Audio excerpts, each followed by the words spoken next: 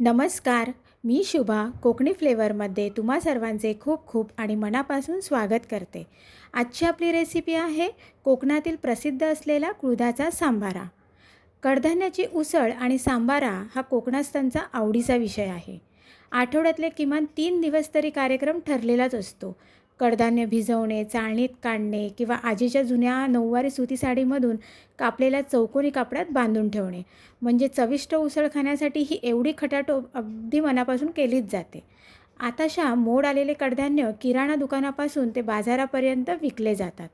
नोकरदार महिलांसाठी हे सोयीस्कर असले तरी मला वैयक्तिकरित्या स्वतः कडधान्याचे मोड काढायला खूप आवडते. नैसर्गिकरित्या वाढणारी प्रत्येक गोष्ट मनाला भावून जाते. मग ते आपले बाळ असो किंवा कुंडीतील जास्वंद असो की हे कडधान्याचे मोड. चला तर पाहूया अशाच मोड आलेल्या कुळथाचा सांबारा कसा तयार करायचा तो. त्यासाठी लागणारं काय काय साहित्य आहे ते पाहून घेऊया.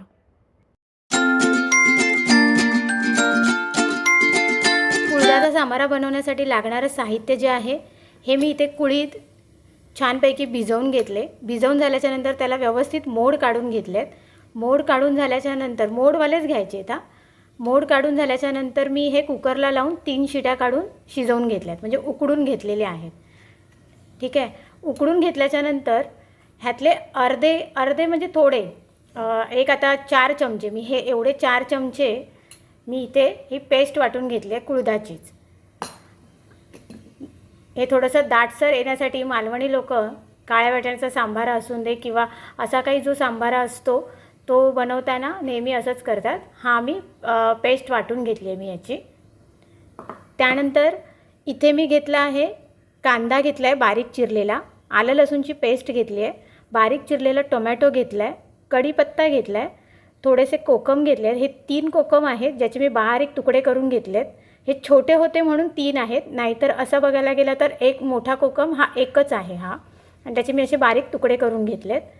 इथे मी मालवणी मसाला घेतला आहे, मीठ, धना जिरा पावडर, थोडासा गरम मसाला, हळद, हा चिकन मसाला घेतला आहे थोडा, आणि ही काश्मीरी मिरची पावडर आहे. बघूया आपण कुळथाचा सांबारा कसा तयार करायचा. अजून एक सांगायचं राहिलं की हे कांदा खोबऱ्याचं वाटणही आपल्याला लागणार आहे. हे कांदा खोबऱ्याचं वाटण आहे, यामध्ये आलं लसूण वगैरे काही घातलेलं नाही आहे. आपण हे वेगळी पेस्ट बनवतो आहे म्हणून, आणि बाकी सगळे मी गरम मसाले घातलेले आहेत. हे वेगळं आम्ही बनवून ठेवतो असं, तर हे आपल्याला लागणार आहे. इकडे मी कढई गरम करत ठेवली आहे गॅसवर. कढई गरम झाली की आपण फोडणी करणार आहोत. कढई गरम झाली आहे, आपण त्यामध्ये तेल घालून घेणार आहोत. गरम झालेल्या तेलामध्ये सगळ्यात पहिल्यांदा आपल्याला कढीपत्ता घालायचा आहे.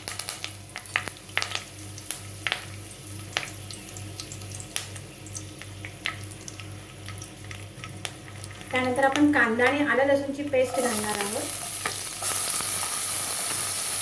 टोमॅटो घालून घेऊया आणि हे व्यवस्थित एकजीव करून घेऊया. सगळं मीठ चांगलं आपल्याला तेलामध्ये फ्राय करून घ्यायचं आहे.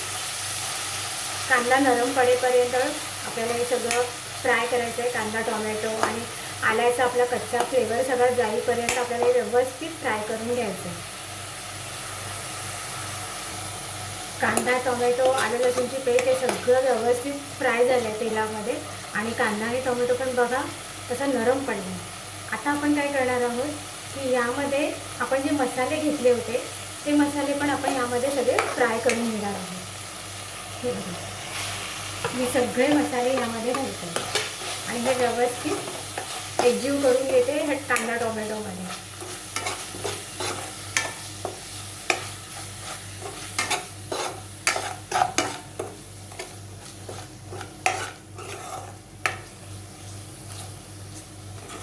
आता हे मसाले थोडे फ्राय करून घ्यायचे आहेत, पण फ्राय करायच्या अगोदर ते करपू नये म्हणून मी यामध्ये थोडंसं पाणी घालते, किंचित पाणी घालून घेते. हे इतकंच पाणी मी त्यामध्ये घालते. सगळे मसाले फ्राय होऊन व्यवस्थित, पण ते करपले नाही पाहिजे म्हणून मी थोडंसं पाणी घालून घेतलं.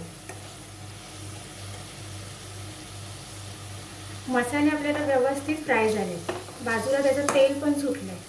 पाणी असल्यामुळे हे आपल्याला तेल असं सारखं वाटतंय, पण छानपैकी ते फ्राय झाले.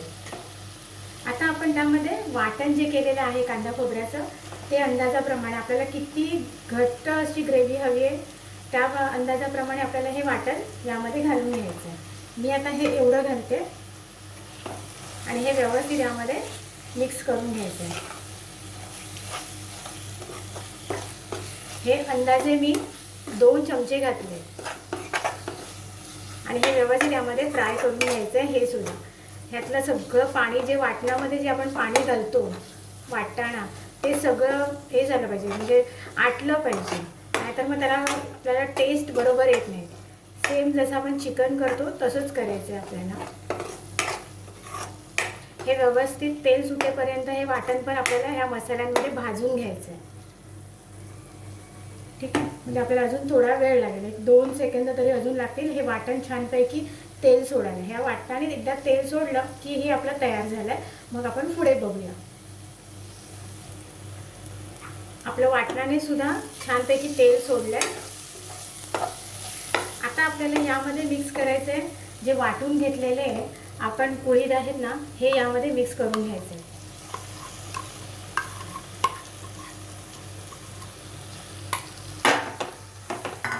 हे व्यवस्थित असे मिक्स करून घ्यायचं.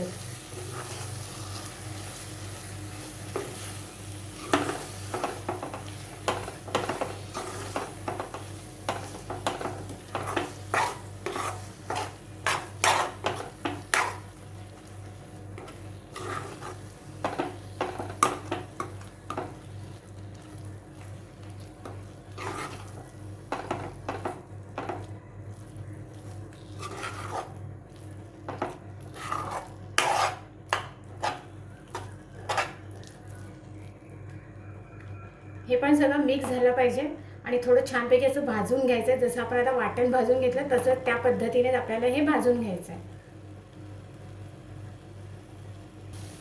हे पण आपलं व्यवस्थित असं भाजून झालं आहे. हे बघा छानपैकी त्याला कलर पण आला आहे. आता आपली ही जी आपण उकडून घेतलेले जे कुळीद आहेत ना, हे पण ह्यामध्ये आपण मिक्स करून घेणार आहोत. हे व्यवस्थित सगळे एकत्र करून घ्यायचं आहे. ह्यामध्ये सगळं आपलं घालून झालेलं आहे. आता आपल्याला यामध्ये काहीच घालायचं नाही आहे. हे फक्त मिक्स करायचं आहे आणि जसं आपण चिकन शिजवतो त्या पद्धतीने ते शिजवून घ्यायचं. म्हणजे छान उकळी येईपर्यंत आपल्याला हे शिजवायचं आहे असं. आणि हे सेम चिकनसारखंच लागतं. आणि ह्याचा दुसरा फायदा म्हणजे हा आहे की आपल्याला जेव्हा सर्दी होते ना, तेव्हा ह्याचं हे प्यायचं, म्हणजे हे असं घट्टसर असं आपण जरी घेतलं ना तरी सूपसारखं आपण हे पिऊ पण शकतो. आणि दुसरं म्हणजे किडनीसाठी पण हे चांगलं असतं. तुम्ही नक्की हे करून बघा. हे बॉईल जरी नुसते खाल्ले तरीही चांगलं आहे आणि हे असा सांबारा तर एकदम मस्तच लागतो. आता आपल्याला जितकं पाणी पाहिजे ना तितकं आपण पाणी यामध्ये ॲड करणार आहोत. आता मी जे मसाल्याचं सगळं पाणी आहे ते यामध्ये घालून घेते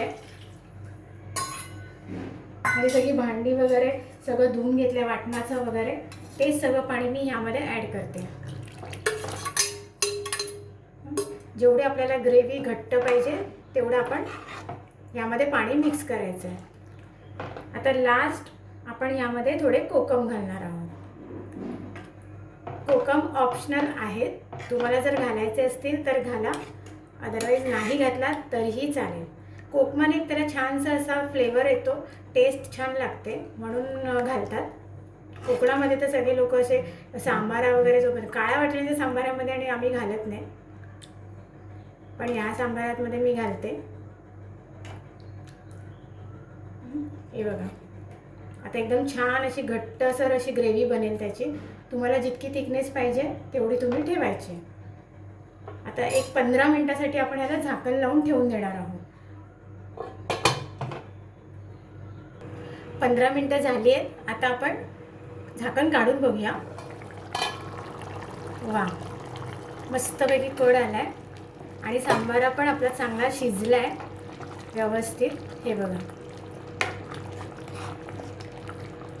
उद्याचा सांबारा आपला तयार झालाय. असा गरमागरम वाफळत्या भाताबरोबर खायला इतका छान लागतो. सोबत बटाट्याची सुकी भाजी, मस्त कॉम्बिनेशन आहे. चला आता आपण सर्व करून बघूया. मी गॅस बंद करते.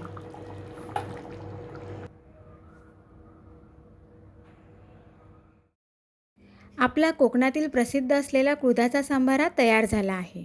आपल्यापैकी बऱ्याच लोकांना माहीत असावे, पण ज्यांना माहीत नाही त्यांच्यासाठी आज मी इथे सांगू इच्छिते की कुळीथ किंवा हुलगे हे कोकणात जास्त प्रमाणात खाल्ले जाणारे कडधान्य आहे. स्पेशली नाचणीच्या भाकरीबरोबर. नाचणीची भाकरी आणि कुळथाचा सांबारा हे एक प्रोटीन आणि फायबर पक्व असं अन्न आहे. वजन कमी करण्यासाठी आणि मधुमेहावरती नियंत्रण ठेवण्यासाठी अतिशय उपयोगी असे आहे. चला तर मग तुम्हीसुद्धा हे कोकणातील कुळथाचा सांबारा तयार करून बघा आणि आजची रेसिपी तुम्हाला कशी वाटली ते कमेंटच्या माध्यमातून मला नक्की कळवा. आणि हो, माझ्या चॅनलला अजूनही तुम्ही सबस्क्राईब केले नसेल तर तेही करून घ्या, म्हणजे तुम्हाला येणाऱ्या नवीन नवीन रेसिपीज पाहता येतील. आता पुन्हा भेटूया आपल्या पुढच्या रेसिपीसोबत. तोपर्यंत मस्त राहा, आनंदात राहा, स्वस्त राहा आणि खात राहा.